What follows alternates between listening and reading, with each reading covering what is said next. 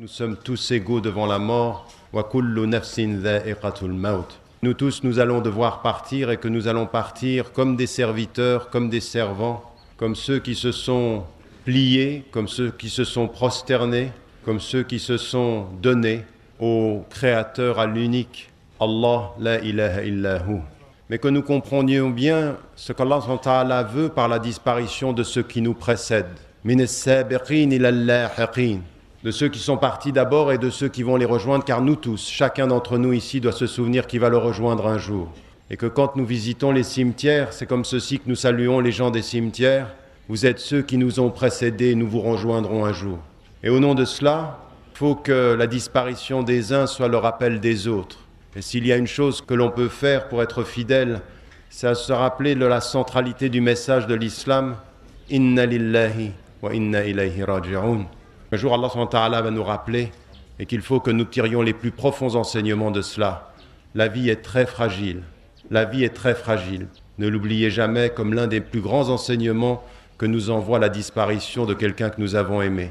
Et ça, c'est un enseignement le plus important parce que Allah subhanahu wa ta'ala, quand on souffre, ça ne veut pas dire qu'il ne nous aime pas. C'est bien le contraire que dit le hadith du prophète alayhi salatu wassalam.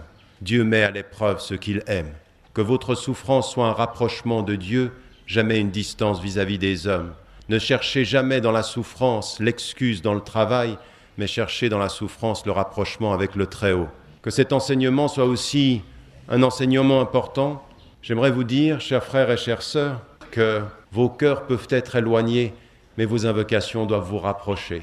Vos cœurs doivent être liés, même si le corps physiquement loin, le cœur doit être spirituellement tout près. La capacité de dire, la résistance, la capacité de rester debout malgré les problèmes, qu'un musulman doit savoir se prosterner devant Dieu et rester debout devant les hommes.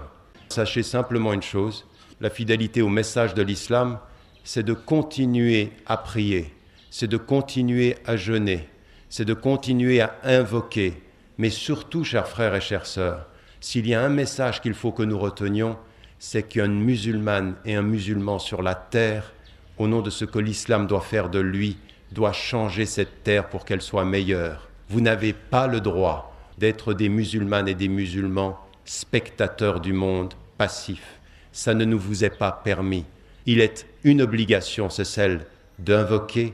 Il est une autre obligation, c'est celle de s'engager pour changer le monde.